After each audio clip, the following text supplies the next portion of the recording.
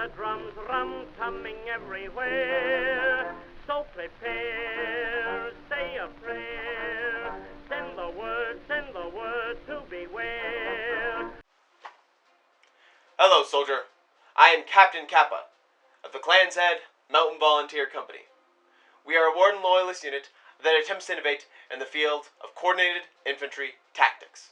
If you want to join up, you will find it in the description of this training film.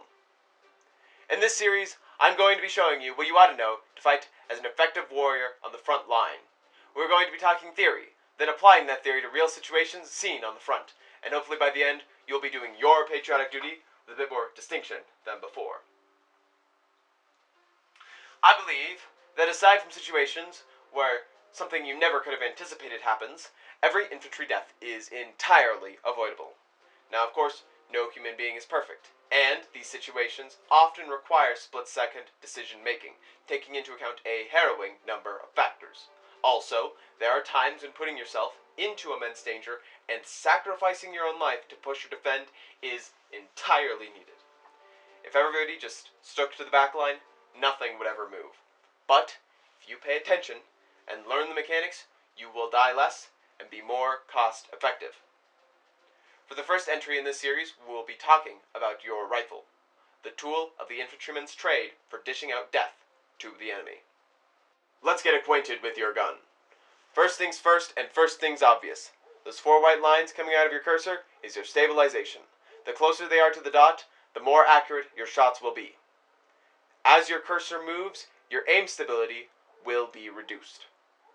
If you are standing still and facing in a direction, your gun will act like it's already aiming in that direction. Every gun has a maximum stabilization.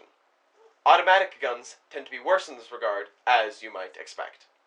Second things second, and the second thing you'd be surprised how many people don't know. That white line coming out of your gun is its effective range. Once your target is a good deal farther than the line, you might as well not be shooting at all, as all you're going to be doing is giving away where you are, and the bullets won't damage anything. If ever anything comes between your rifle and your cursor, your aim line and cursor will turn red. The yellow line coming out of your cursor is simply a way to easily gauge the height of your aim. The aim stability regeneration of your weapon is going to be affected by a lot of factors. Here are some. Stance. The lower to the ground you are, the faster it regenerates. Cover. The more in cover you are, the faster it regenerates, shown by this shield. Suppression. Generally, 7 to 9 millimeter weapons will reduce its regeneration, and 12.7 millimeter will reduce it outright. Build up the muscle memory to automatically adopt the best stance and get into cover, if it is available, to give you the best possible accuracy and survivability if you get in a scrap. Let's see this in action. We know from app intel that there's a partisan in this direction, and we aren't coordinating well, so we are approaching at different times. Notice how we are both in an open field, no cover. Me and this guy are standing while advancing for just a second, which will lead to our fire being heavily inaccurate and recovering slowly. They are using the tree's cover for that stability regeneration. I take hits and go down. They can't get a good angle on them and run forward, but are shot before they can make any progress. The partisan wins the 1v2, and our logi route remains unsecured. Knowing now what you know about how these rifles work, what should we have done in this situation? Well, first, when we advanced standing, we were making the wrong call. We should have ensured aim stability by advancing at the crouch. Notice how my aim stability is all out of whack as I approach the target. Another thing, I fired too soon. In long-range engagements like this one, accurate shots will not always beat rapid fire. This is what we like to call firepower. In short range, firing rapidly is more important. This is what we call shock power. Thirdly, my comrade over here has a Booker. Guns with high fire rate and high minimum aim stability functioned far better up close. Because of this, taking the time to shoot over here was a waste, as I was distracting them so they could have run up. All around, if we were talking during this time, this could have been avoided. I should have said, "I'll cover you, go run up on them." But I didn't, and we both paid the price. Coordinated infantry can use small, local numerical advantages to push far easier, because they don't approach piecemeal like this. If you're on the front, make a squad, invite some randoms, and get talking. I promise you, everything will get easier. Here's a damn simple clip of a damn simple good shot.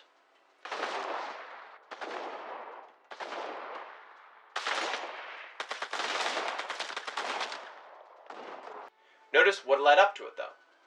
I'm crouching, so I will recover aim stability faster. They are right within my effective range.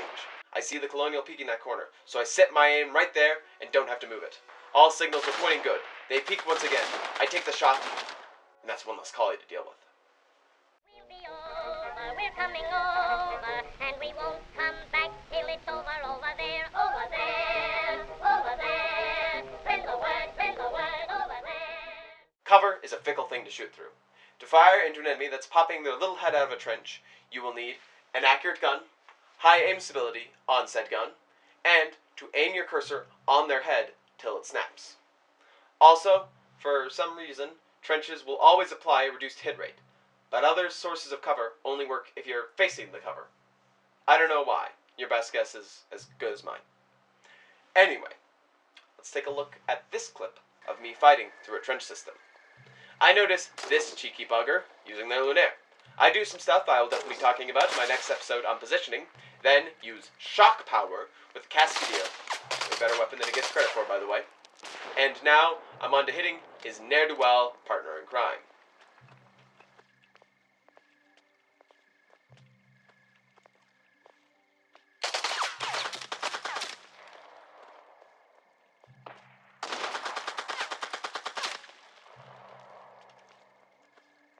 Notice my mistake? It's that I'm holding this inaccurate auto pistol to shoot him with. My maximum aim stability is not gonna cut it with that, so I end up missing before I realize what I'm doing and switch to my far more accurate logcaster. They are in an unexpected space, so I have to move my cursor. I hit the shot, but they were already trained in on me, so I pay the price. When you shoot, you can't change stance for a bit, so I'm stuck there to take the bullets. What to do, aside from using the right weapon? Well, in this clip, I don't think I had to be this far up on the hard point. If I stood on a lower part of it, I likely would have had time to get back before the bullets really started hitting hard. Another thing that affects your gunnery is your stamina. The lower the stamina, the slower you get out your rifle. Check this clip. After skillfully dodging this tremola, I get back to cover, but the Colonials don't let up and throw a gas nade into my lap. This reduces my stamina to just about nil, and because of this, I take forever to aim at this medic, and it saves the man's life. Also notice how I move away from where the tank is suppressing me, allowing me to get the kill on this poor sucker.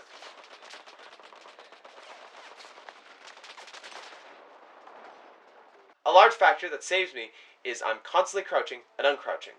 This means that people can't have that second of aiming at me they need to lock on.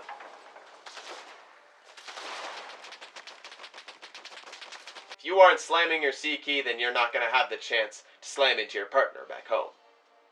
Just make sure they're into that type of thing. So, what did we learn?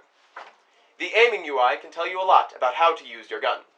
Get into cover, be low to the ground, and out of suppression as much as is practicable. Shooting into trenches is harder, but achievable with accuracy and time spent aiming on the target. Change your play to the situation. Be adaptable. Know how your rifle works. Thank you all for paying attention during this training film. Your officer has been watching if you are taking notes during this time. If not, then you have committed a dereliction of duty and are soon to be shot. If you are looking for more in-depth infantry tutorials, I can recommend you this one on how aim-neutral stances work. Now good luck, Private. Go give them hell. Unless you're getting shot, then you'll be in hell soon. See ya. Finally, I got it recorded. Oh my god. Okay, I don't care. That's... Record. Test. This is fuck with you. So prepare, say a prayer, send the word If you aren't... to beware. But the clan said... No, I just realized something. Is all you're going to be doing is giving away where you all are,